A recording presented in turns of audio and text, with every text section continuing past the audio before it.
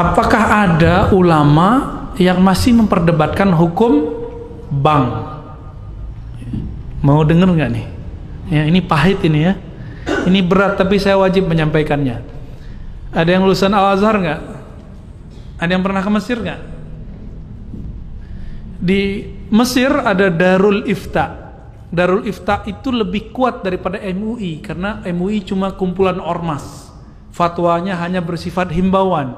Tapi Darul Ifta itu langsung diakui oleh negara. Itu di Mesir. Ya, fatwanya itu langsung diakui oleh negara. Ulama Mesir tahun 82-83 mengeluarkan fatwa bank itu apapun namanya haram. Alasannya apa? Karena bertambah. Ada yang bertambah, bunga apapun namanya disebut dengan riba.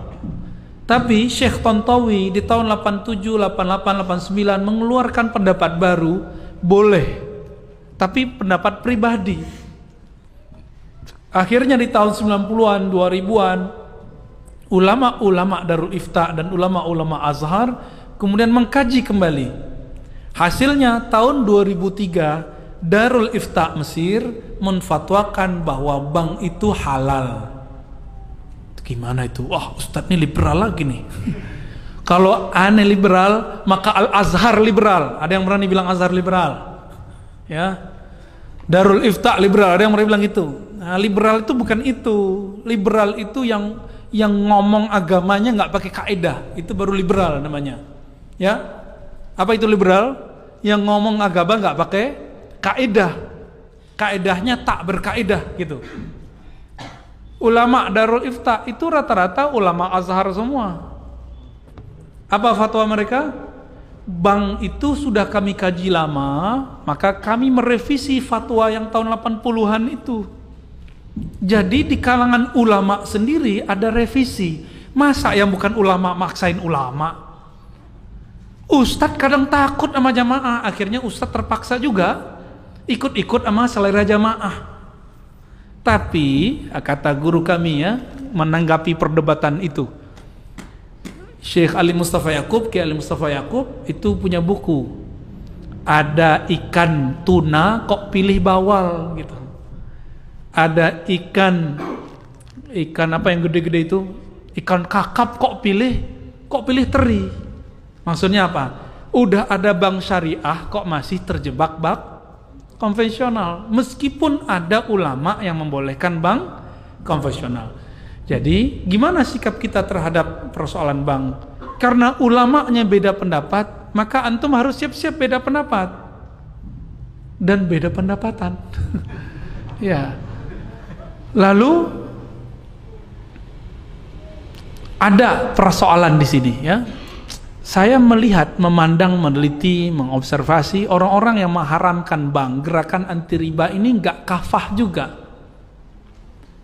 Dia gerakan anti ATM, kredit, debit, bahkan anti bank syariah.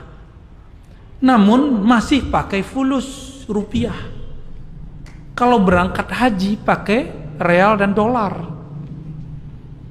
Saya mau tanya, yang mengeluarkan nilai, bukan nyetak. Kalau nyetak ada pencetaknya ya. Yang mengeluarkan nilai angka rupiah itu bank atau emas? Terjebak nih, lagi serius dibuat begitu jadi keblinger ya, keblank ya. Yang buat itu bank atau bukan? Bank apa yang mengeluarkan nilainya? BI. Antum itu mengharamkan bank tapi pakai produknya, tuh tanda nggak paham hukum fikih dan qawaid fikih. Dalam kaidah fikih ada sebuah kaidah at-tabi'u tabi'un. Kalau kamu mengharamkan A, maka apapun yang dihasilkan dari A haram. Kalau kita haramkan bank, maka antum haram menggunakan ATM, haram menggunakan fulus kertas atau fulus koin ataupun elektronik, haram semua. Maka beragama jangan picik.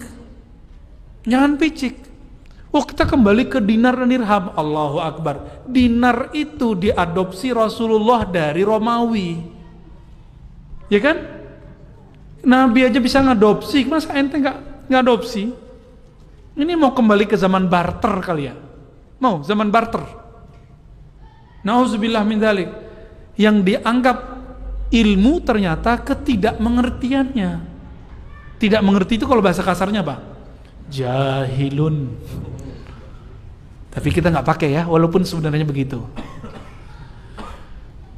Jadi ulama kita beda pendapat. Saya sudah tanya ke MUI di pusat, ternyata MUI yang mereka masuk ke DSN, Dewan Syariah Nasional, itu ternyata pas dicek dompetnya, separuh itu bank konven. Tapi dia duduk di Dewan Syariah Nasional yang membawahi bank-bank syariah. Kan aneh. Iya, ternyata ulama-ulama yang yang menganjurkan bank konvensional sendiri juga belum tentu mengharamkan bank ulama yang menganjurkan bank syariah belum tentu juga menganjurkan bank. Nah, begitulah ya. Dia belum move on 100% gitu. Seandainya Indonesia ulamanya serius, ayo kita bareng-bareng tinggalkan bank syariah, bank konvensional. Hancur juga tuh. BUMN itu membawahi beberapa bank. Kalau kita tutup bank, bisa hancur negara ini. Maka bank itu salah satu nafasnya negeri ini. Antum percaya atau tidak? Buat jalan itu kalau gak ada bank gak jadi.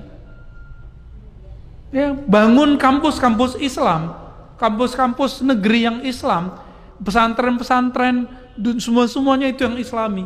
Tanpa bantuan lewat bank gak jadi. Kalau lewat bank ketahuan mana yang gratifikasi, ketahuan gak? Ketahuan Pak.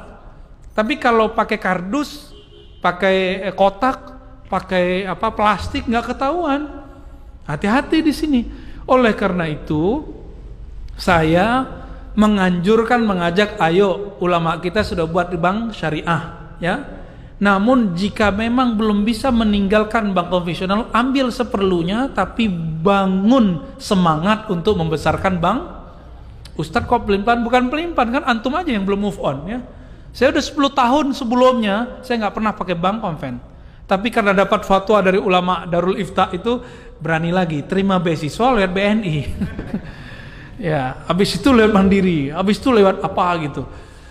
Ya, akhirnya kata imam-imam kita di Darul Ifta itu, masyayikh kita, siapa yang terkena perdebatan ini, faliyat yuqallid man abaha. Kalau kamu terjebak dalam satu ini, maka ikutilah ulama yang membolehkannya, biar hatinya tenang. Ini masuk ke khilafiyah. Kenapa dia khilafiyah? Karena bank tidak ada di Quran, tidak ada di sunnah, tidak ada ijma, tidak ada di. Tapi kalau riba ada di Quran, ada di sunnah, ada di ijma, ada di qiyas. Mengharamkan riba wajib. Menghalalkan riba diperdebatkan sampai kiamat nggak selesai. Jangan paksa orang deh, ya. Jangan paksa orang. Ini ambiguitas orang-orang yang anti bank, kok masih pakai duit. Jangan pakai duit baru antum itu pas gerakan anti ribawinya, ya. Kira-kira begitu.